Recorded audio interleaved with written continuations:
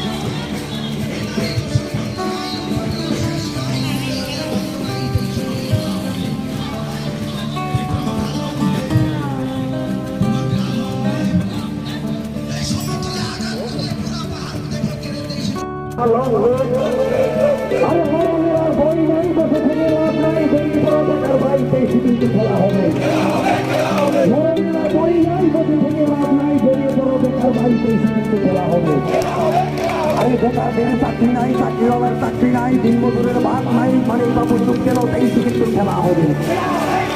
আর 3 বছরের ভাত নাই, চাকরিওয়ালার চাকরি নাই, মানে বাবু কেন 23 কিন্তু খেলা হবে। এই নারী দর্শন বন্ধ নাই, তার কোনো বিচার নাই, মানে বাবু কেন 23 কিন্তু খেলা হবে।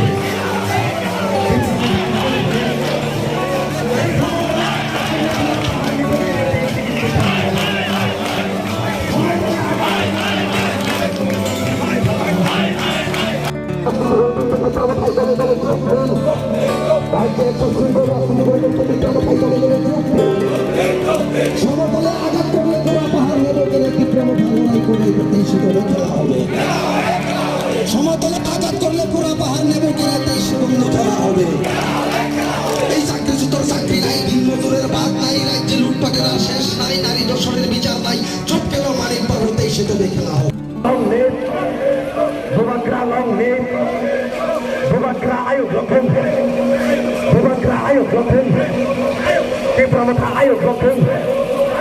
নারী দর্শন বন্ধ নাই, চাকরিওয়ালার চাকরি নাই, 3 বছরের ভাত নাই, মানিক বাবু কেন 23 কিন্তু খেলা হবে।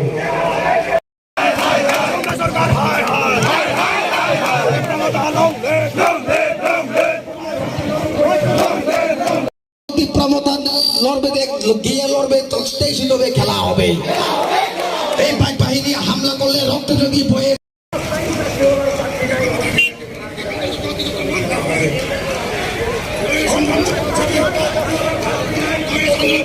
কিন্তু খেলা হবে। আরে এই নীতিতে নাই উন্নয়ন, সমতলে উন্নয়ন, মানিক বাবু কেন 23 খেলা হবে। সমতলে আঘাত করলে পুরো পাহাড় নেবে গেলে 23 বন্ধু খেলা হবে। ভাই বাহিনী আঘাত করলে রক্তের নদী বয়ে যাবে। Deputy x speaker sir Gourishankar Real মহাশয় আইনি সাবরুম পলিটিক্যাল ডিস্ট্রিক্ট নিয়ে হচ্ছে আমার লগে ফায়ামায়া ফাইনান্সিয়াল শান্তি বাজার লোকাল নি চিনি তীব্র মতানি চিনি লগে আজকে 36 শান্তির বাজার 7 ডিভিশনে তীব্রমতা পার্টি উদ্যোগে আজকে এখানে ডিভিশনাল ভিত্তিক একটা মাস র্যালি কাম জয়নিং প্রোগ্রাম অনুষ্ঠিত করা হয়েছে। আজকে এই শান্তির বাজারে দ্বিতীয়বার আজকে আমরা এইরকম লোক সমাগম করেছে। আমরা শুধু দ্বিতীয়বার দিয়ে আমরা এখানে থেমে থাকব না। আমরা আগামী 2023 বিধানসভা নির্বাচনে অবধি আমরা যেটা সার্ভাইভাল আমাদের অস্তিত্ব রক্ষার সাথে তীব্রমতার সাথে আমরা লড়াই করব, যাতে করে আমরা 2023-এর মধ্যে তীব্রমতা সরকার এই রাজ্যে করে তুলতে পারি।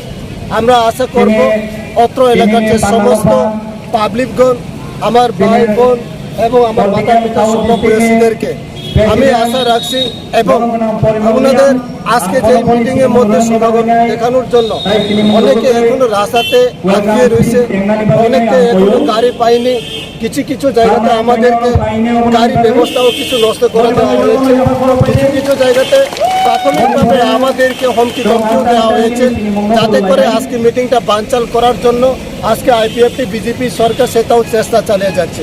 কিন্তু সেই প্রচেষ্টাকে আমরা ত্রিপুরা মথা ওয়াইটিএফ ব্লক ভিত্তিক ডিস্ট্রিক্ট মেম্বার সদস্য সবাইকে নিয়ে আমরা একসাথে একজোট হয়ে আমাদের শক্তিকে প্রয়োগ করার ফলে আজকে ওনাদের আমাদের শক্তি